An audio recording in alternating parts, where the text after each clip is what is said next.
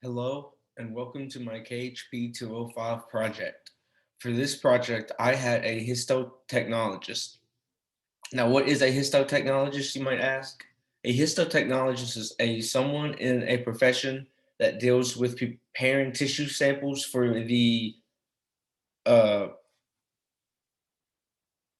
surgical pathologist.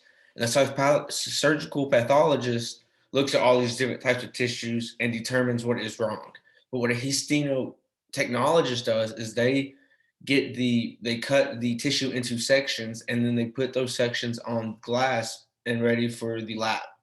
And how they do this is they prepare this tissue while either freezing them, dehydrating it, embedding or wax embedding, staining, and to help preserve and get it ready for the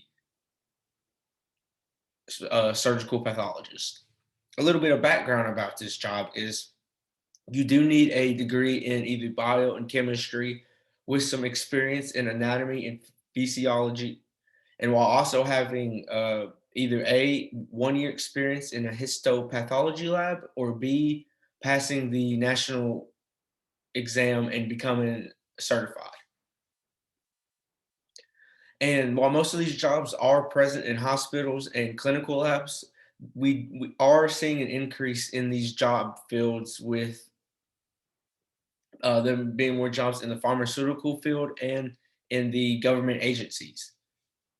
With the growing labs and technology, that is why they are all over there's more jobs for this. And the role of the histotechnologist, of course, is cutting up tissue. And so now it is important to know what tissue is. What tissue is, it is well, cells make up the body, and there's a million thousand cells in us. And different clusters of cells that are lumped together and are together are called tissue. And that tissue is what is in us, and there are four different types of tissue. One of those tissues is the connective tissue. And what connective tissue is, it supports and helps bind other tissues together. And as you can see in this diagram, connective tissue consists of fat and other soft padding tissue, bones, and tendons. The next type is muscle tissue. Muscle tissue allows for body movement. And if you look at muscle tissue here in this diagram, it consists of cardiac muscle, smooth muscle, and skeletal muscle. The next type of tissue is the epithelial tissue, and it acts as a covering for the skin. It's basically the cover of the skin because, as we can see in this diagram, the epithelial tissue consists of the lung and GI tracts and other organs, and then the skin surface. And then the last type of tissue is the nerve tissue, which allows for body functions and communications in the body. As you can see here, nerve tissue consists of the brain, spinal cord, and nerves because they all intertwine and connect with each other all through the whole body.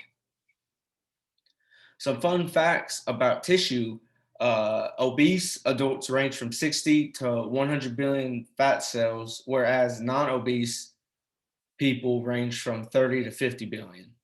The hardest tissue in the body is the chin, which also makes it the hardest muscle and strongest muscle.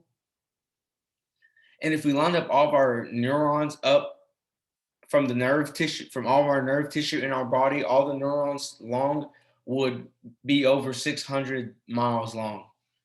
And muscle tissue is 3 times more efficient at burning calories than fat. So that's why it is important to emphasize muscle strength in working out to get to maximize.